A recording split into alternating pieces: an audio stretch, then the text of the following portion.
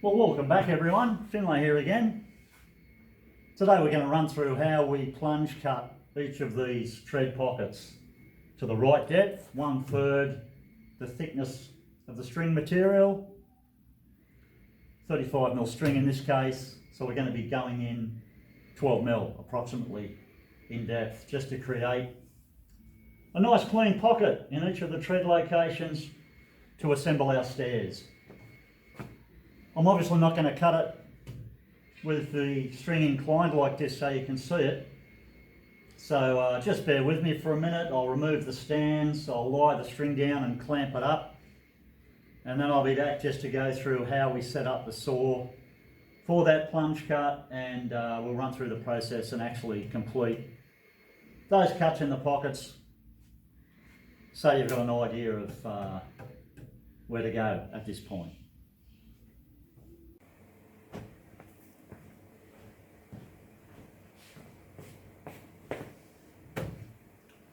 Welcome back.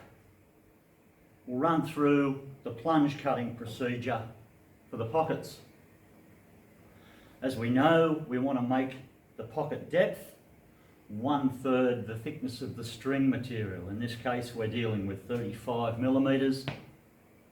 So as we said previously, we want that pocket to be 10 to 12mm. I'm going to set the depth of the blade on my circular saw to project past the base plate the amount that I want to make that cut, 10 to 12mm. I could get a ruler and use a ruler to measure the gauge or the depth that the teeth are projecting past the base plate for the depth of that cut. It can be a little hit and miss due to the size of the throat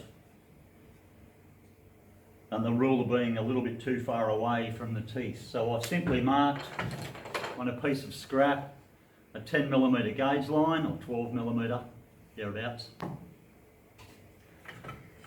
I've held that up under my base plate and I've adjusted the depth of the blade to meet that line. A much more accurate way to set the depth and not hit and miss. You know you're on the money there. What I'm going to do is I'll make the plunge cut.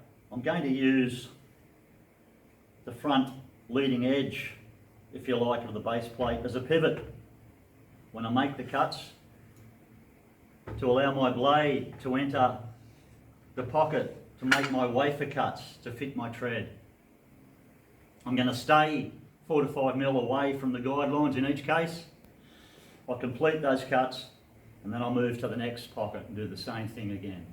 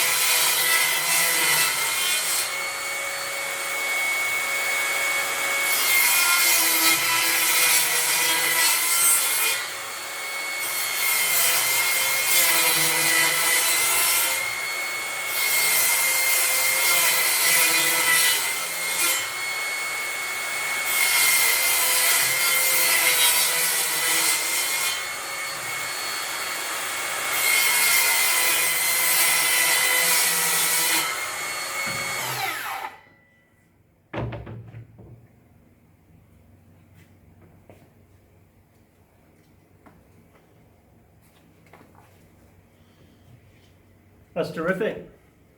Very simple. You saw the body of the saw pivoting on that front base plate, allows you to keep full control as you make those cuts. So whether you're at work on saw stools, set of trestles, whether you're in this environment, clamped up, so you're not going to be chasing it around. The only thing you want to be concentrating on is your saw, the control of your saw, and the execution of your cut. Terrific, I'll continue on with the rest of those. We'll come back for another look.